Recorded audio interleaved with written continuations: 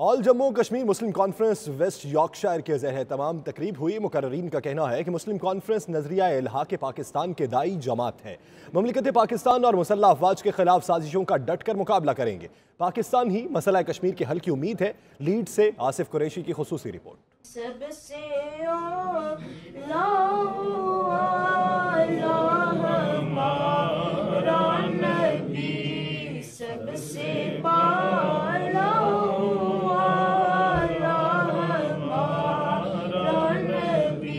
آل جموں و کشمیر مسلم conference waste Yorkshire کے زیر اہتمام سابق چیئرمین بابا محمد شریف کے اعزاز میں استقبالیہ اور تنظیم سازی کے سلسلے میں تقریب ہوئی۔ تقریب سے خطاب اور 92 نیوز سے گفتگو میں مسلم کانفرنس آزاد کشمیر کے مرکزی رہنما چودھری ذوالفقار علی کا کہنا تھا کہ مسلم کانفرنس کے قائدین نے ہمیشہ نظریہ الحاق پاکستان کا تحفظ کیا۔ پاکستان کی بقا اور سلامتی میں ہی سب کی بھلائی ہے۔ مجھے امید ہے کہ جو ہماری آزاد کشمیر کی ریاست کی جماعت ہے آل جموں مسلم کانفرنس، وہ انشاءاللہ تعالی یہ یہاں پہ برطانیہ میں لوگ محسوس کر رہے ہیں کہ باقی جو پاکستان بیس جماعتیں ہیں وہ مسئلہ کشمیر میں اس طرح کا ان کا رول نہیں ہے جس طرح ایک ہماری گھر کی جماعت آل جموں مسلم کانفرنس ریاست جماعت کے ہماری ریاست کے لوگوں کے ساتھ زیادتی ہو رہی ہے، تو وہ ریاست ہماری جو ریاستی جماعت ہے وہ بہتر انداز میں مسئلہ کشمیر کے حوالے سے اور اوورسیز کی پاکستانی کے حوالے سے اوورسیز کشمیریوں کے حوالے سے بھی مسلم کانفرنس ایسی واحد جماعت ہے جو انشاءاللہ تعالی اس پہ اپنا بھرپور کردار ادا کرے گی۔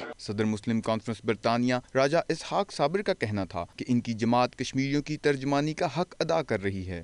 مسلم کانفرنس جو ہے یہ آج نہیں، یہ آج 1983 سے یہ جو ہے نا مسلم کانفرنس جو ہے یہ تحریک آزادی کشمیر کے لیے کام کر رہی ہے۔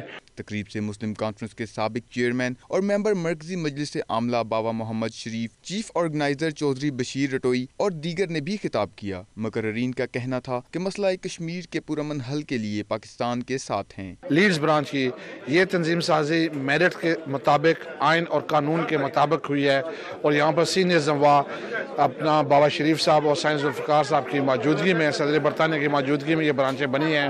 یہ نوجوان لوگوں کی برانچیں بنی ہیں، پڑھے لکھے لوگوں کے یہاں شامل ہوئے ہیں۔